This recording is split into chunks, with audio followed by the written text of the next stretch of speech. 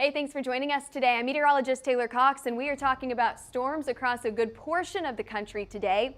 That severe risk is very limited. However, we're going to break down your hurricane recap from last week. We're going to talk a little bit about Katrina as well. So we have a lot on deck, even though it's a seemingly quiet forecast for today. I know it feels like there's not much happening, but I think that sunshine here may be a little deceiving because we've got a lot of rain across the country today and a flood risk with that as well. It's a sneaky flood risk, it's something that we're going to see today and tomorrow, Wednesday and Thursday as well. Most of us, especially across the plains, will see that flood risk this week. And we have a cold front in full swing. So the central U.S., specifically Oklahoma, seeing a much cooler start to the work week, which is awesome, right? It's that feel like fall weather. Alrighty, let's go ahead and get started with that forecast today. We're going to make sure that you guys can hear us out there, and we're going to make sure that we're live. Yeah, it looks like it. Okay, let's start then. Hey, did you guys know that today is the anniversary of Hurricane Katrina? Now, we've got two different anniversaries actually that we'll talk about here. We've got one where Hurricane Katrina hit the southern side of Florida, and then we've got another whenever Hurricane Katrina made impact on New Orleans. So we'll talk about that here in just a few minutes. Before we get to that, I want to show you what happened yesterday. Over the weekend, we saw a few large hailstorms down in the south and eastern side of Colorado. We actually saw some small hail up in Syracuse, New York as well. For the most part, though, it was a really nice weekend.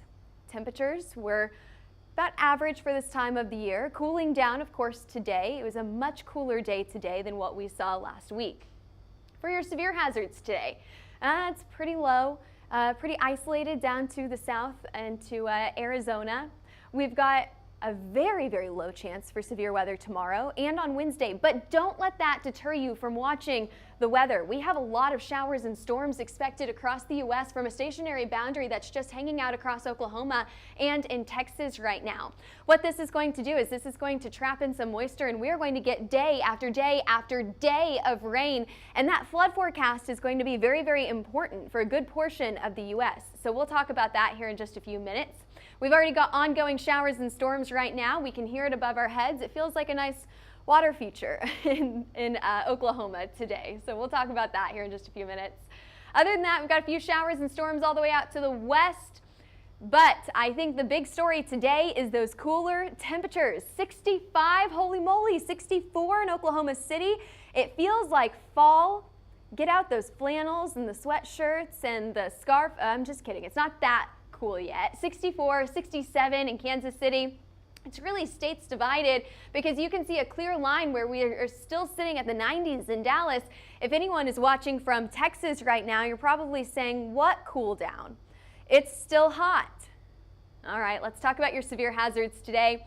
The chance for hail is very, very low. If we see any hail, we could see it down in the southern portion of Arizona, but I think that that is very unlikely.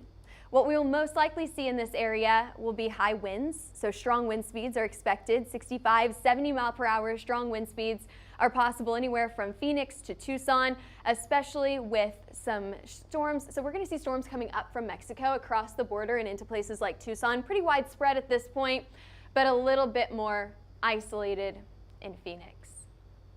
Your tornado threat today, very low. No significant tornado threat for today.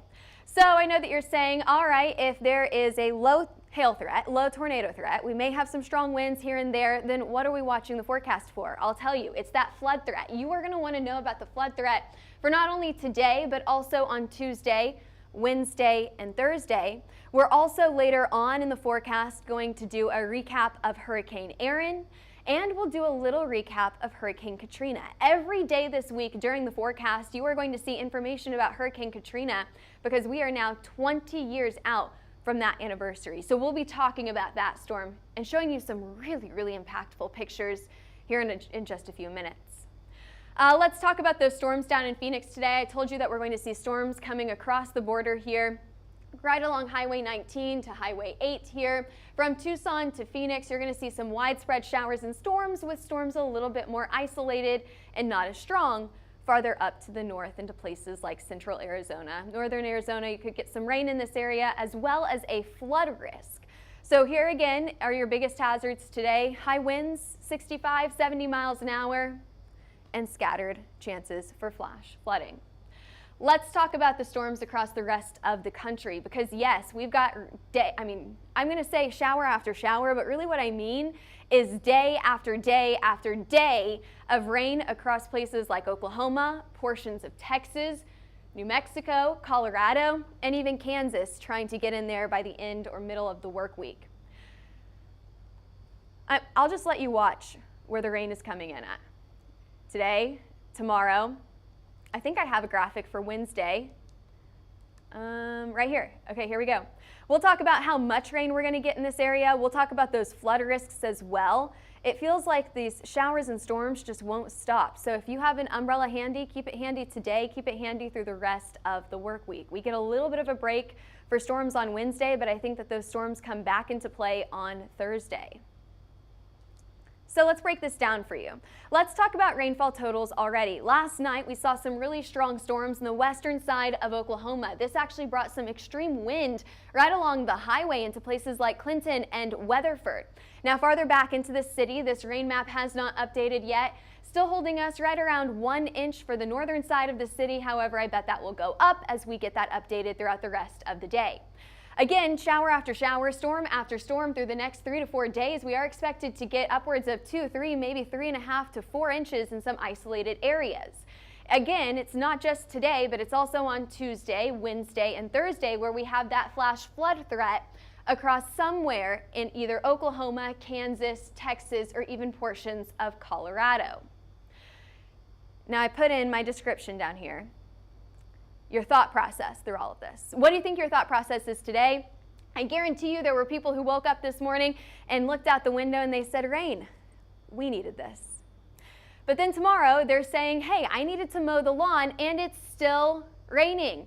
By Wednesday, they're saying it just doesn't stop raining. We are still getting an inch or two every single day across the state, or in portions of the state at least. From Kansas to Oklahoma, we still have that flash flood threat through the middle of the work week. And we see it again on Thursday. By the end of the work week, we finally see a break in all of this wet weather. Oh, I thought we were going to talk about flooding. We'll talk about flooding here in just a few minutes. Do you guys want to see Hurricane Erin? Hurricane Erin, absolutely massive. So what we saw this past week, about a week ago today, Hurricane Erin was sitting just to the north of the Bahamas. This was continuing to track to the north, and as it did that, it got much, much bigger. How big was this storm? Holy moly. If you moved this storm to the middle of the U.S., which we actually did early this morning, we were seeing how many states would it cover? It would cover about 10 states across the middle of the U.S., all of Oklahoma, most of northern Texas, all of Kansas, portions of Missouri, Arkansas. It would cover about 700 miles going east-west and a little bit more than that going north-south. Hurricane Erin was massive. Now that tracked up to the north and east and out of our way by this weekend, especially as it got to the north into cooler waters. This hurricane weakened significantly. Now we have Fernand. Tropical storm Fernand is now on deck. 60-mile-per-hour wind speeds, 1,000 millibar pressure. I'm not too impressed with that pressure, and also as it tracks to the north, it's going to weaken significantly into a low pressure system or a post-tropical cyclone as we head into the middle of the work week. We do have another system that we're watching out there. This system has traveled quite a ways from the coast of Africa all the way across the Atlantic. We've been watching for it for some time. It looked a lot more promising a few days ago. Not as promising right now, as this pressure at the center is about 1,010 millibars. Not very impressive at all. The lower that millibar, the lower that pressure number, the stronger the storm. So we've got some really high pressure, low pressure systems in here, and it's just really not that impressive. It's moving pretty fast to the west at about 21 miles an hour, but the National Hurricane Center here is saying that they are not expecting this to form into a tropical cyclone at all. They're actually giving us a 0% chance for a tropical cyclone out of this disturbance.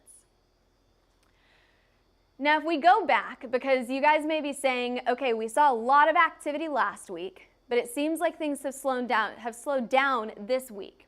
That's exactly what we saw back in 2024 after our first hurricane of the season, Hurricane Beryl, strengthened to a Cat 5 hurricane. Does that sound familiar? That's exactly what happened to Aaron this year, and then we had a break before it got much more active, really into September and into early October. That's when we saw most of our activity. So could we see that again this year? I think that's absolutely possible. But during the break, while we have this kind of lull in the hurricane season right now, I want to talk about other hurricanes that have happened in the past. This year is the 20th anniversary of Hurricane Katrina. Now I want to talk about first the likelihood for storms to hit New Orleans or maybe 50 miles in each direction.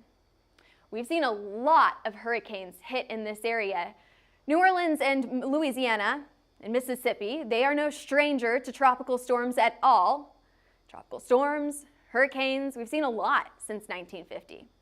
But if we really isolate this and we only look at Hurricane Katrina, we can see that this was actually a very significant storm despite any of the strength or categories that it was given. It was one of those rare storms that made landfall twice, actually several times, but one of the first significant landfalls that we saw was on the southern coast of Florida, where it was a Category 1 hurricane 20 years ago today. A few days later, 4 days later, it had strengthened, let me go back. A few days later, it strengthened to a Category 5 hurricane out in the Gulf, and then weakened just before it made landfall just outside of New Orleans as a Category 3 hurricane, August 29th, 2005. I know it says 2025, we'll fix that. 2005. Now I actually have some really, really impactful pictures to show you from Hurricane Katrina. Let's take a look at this. And this one here, and thanks to the National Weather Service for providing these pictures, you can see just what type of damage this hurricane had caused. Again, it was weakening among landfall, but a Category 3 hurricane can still cause a lot of damage. You can see that houses were flattened, trees toppled over, roads, bridges, highways completely underwater. And throughout the rest of the week, we are going to continue to update you on Hurricane Katrina and the impacts that it had 20 years ago. The costliest hurricane in American history. A very, very significant storm. We'll continue to provide you these pictures and videos every single day this week as we talk about the anniversary of this very, very historic event. Alrighty, let's move on now. Let's go ahead and talk about what we're expecting for the rest of the 2025 hurricane season. Now we've officially got Fernand on the board. Tropical storm right now, but we are expecting another tropical cyclone over the next few weeks. You know, it may take some time. We don't have anything to watch for quite yet, but whenever we do have that, we'll have Gabrielle next, Humberto after that, Imelda on the board. We are still expecting at least 7 more named storms this season. So the average is 14 named storms. Last year we were above average at 18 named storms. We're at what, 8? Is that right? 8 named storms right now? So is that right? What are we at? 1, 2, 3, 4, 5, 6. Oh, it's way off. 6 named storms right now. So we are expecting 6 more named storms at least for this season. 12 to 17 in total, 6 to 10 of those turning into hurricanes, and 2 to 3 of those major hurricanes.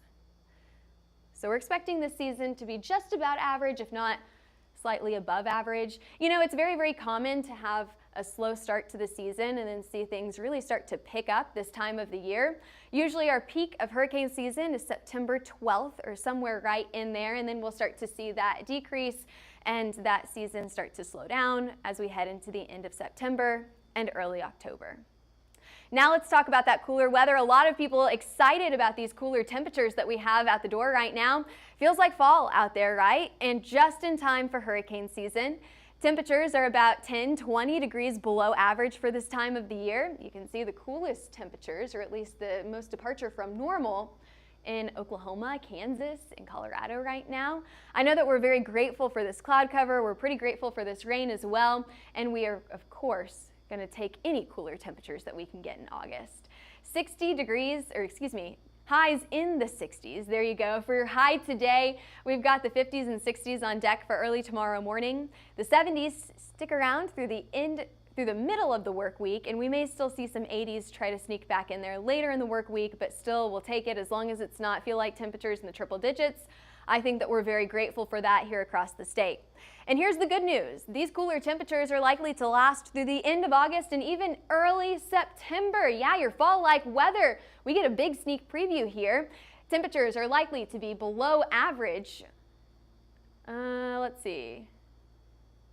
Pretty much below average. I mean, we have a really good chance to be below average all the way through the early portion of September. What about that rain chance? Well, I hope that you like the rain. It's pretty rainy right now. We're expecting that to continue as we head into the end of this month and early next month as well. So this is your 6 to 10 day extended rain outlook.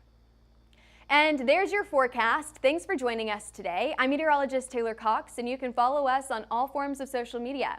We'll continue to post about Hurricane Erin, Tropical Storm Fernand, and of course, as we approach the anniversary of Hurricane Katrina later on this week, we'll be posting about that as well. Any updates in the forecast we'll also be posting about on our Twitter, Facebook, Instagram, YouTube, and TikTok, so follow us on those sites. And give us a call if you're interested in any of those storms that happened over the weekend. We have those all mapped. All of our maps are updated at this moment, so give us a call at 855-334-4245 or email us at info@hailtrace.com. You can even head over to our website, hailtrace.com. All right, thanks for joining us today. We'll see you back here for your forecast. Same time, same place tomorrow.